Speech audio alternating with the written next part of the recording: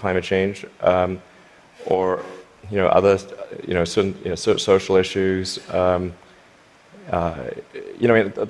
used the meetings I've had thus far to argue in favor of immigration and in favor of climate change.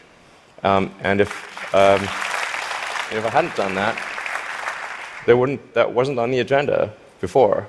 So maybe nothing will happen, but at least the words were said. Okay. So let's talk SpaceX and Mars. Last time you were here, you spoke about this, what seemed like a kind of incredibly ambitious dream to develop rockets that are actually reusable. And you've only gone and done it. Yeah. I mean, talk us through this. What are we looking at here? Yeah, so this is one of our rocket boosters coming back from very high and fast in space. So it just delivered the upper stage at high velocity.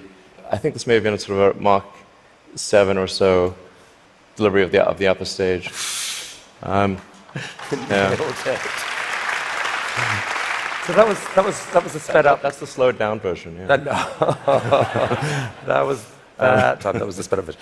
But I mean, that's amazing. And several of these failed before you finally figured out how to get to do it. But now you've landed. You've done this 5 or 6 times. I think we're on 8 or 9 or something. Yeah. And for the first time, you've actually reflown one of the rockets that landed. So we landed the rocket booster and then prepped it for flight again and flew it again. So it's the first reflight of an orbital booster where that reflight is relevant. So it's important to appreciate that reusability is only relevant if it is rapid and complete. Right. So like an aircraft or a car, the reusability is rapid and complete. You do not send your aircraft to Boeing in between flights. Right. So this is allowing you to dream of this really ambitious idea of sending many people to Mars in 10 or 20 years time, I guess. Yeah. In the next 20 years. And you've designed this outrageous rocket to do it. Help us understand the scale of this thing. Well, I think visually you can see that's person. Yeah, and that's the vehicle. So if that was a skyscraper, that's like a 40. Did I read that? 40 stories. Yeah, maybe a little more. Yeah. The thrust level of this is really this configuration is about 4 times the thrust of the Saturn V moon rocket. 4 times the thrust of the biggest rocket humanity ever created before. Yeah.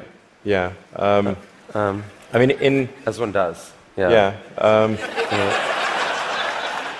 I mean, in units of 747, 747 is only about a quarter million pounds of thrust. So there are for every 10 million pounds of thrust, there's 47.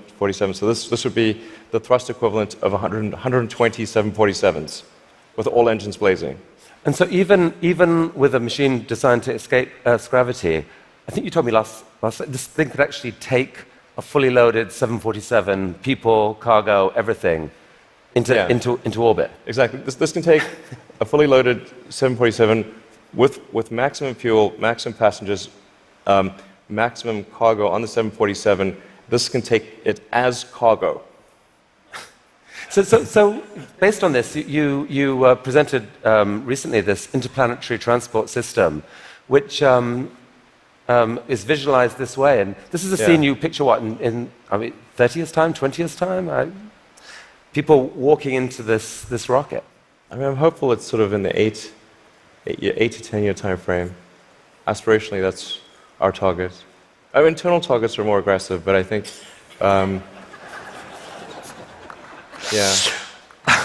Okay.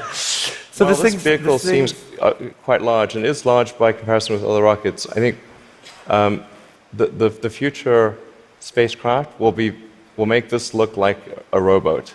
I mean, this is the future spaceships will be truly enormous.